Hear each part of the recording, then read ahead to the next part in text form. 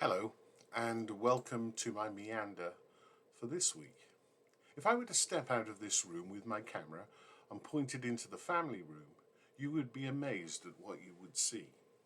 All the Christmas ornaments and other decorations have been brought out of the storage room and are piled, fairly randomly, around the room. During the next few days, with Debbie's help, they will migrate to all parts of the house, and with the exception of my office, we will be decorated for Christmas, both inside and out. I've tried to argue that we're still in Advent, and that the purple lights and hangings would be a more appropriate thing, but to no avail. I've always found it odd that we effectively celebrate the Christmas season before the 25th of December, and in effect by the 27th, the third day of Christmas, everything is fairly well done and dusted. Every year I try to be a little less Scrooge-like than I was the year before. I'm beginning to see the importance of this festival for us all. At some level, it enables us to recognize the importance of God in the world. It's not that everyone signs on to the full Christian meaning behind the season, but it somehow draws us all towards God, and particularly Jesus.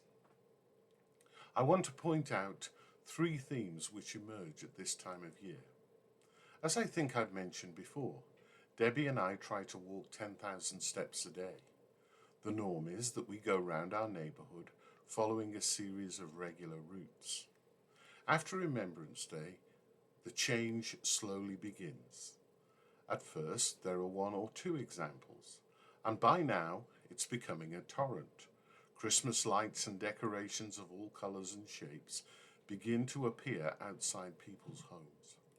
Some we recognise from previous years, and others are new, like the massive tree which new people have lit and which we pass most nights.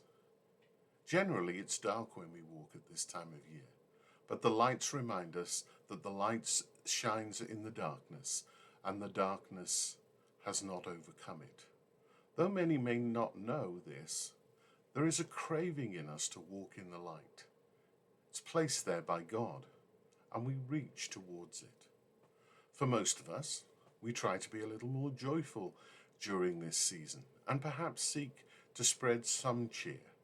People support the various turkey drives across our province, the various fundraising projects like Harbour Lights in St John come front and centre. Families get joy at seeing their children and grandchildren performing in Christmas concerts. And although this is not how it is for everyone, many people enjoy this time of year. Finally, especially in a year like this one, we're reminded of Jesus, the Prince of Peace. There are many reasons why we are concerned about war and other events which break the peace we all want to enjoy. Why is there a desire for peace?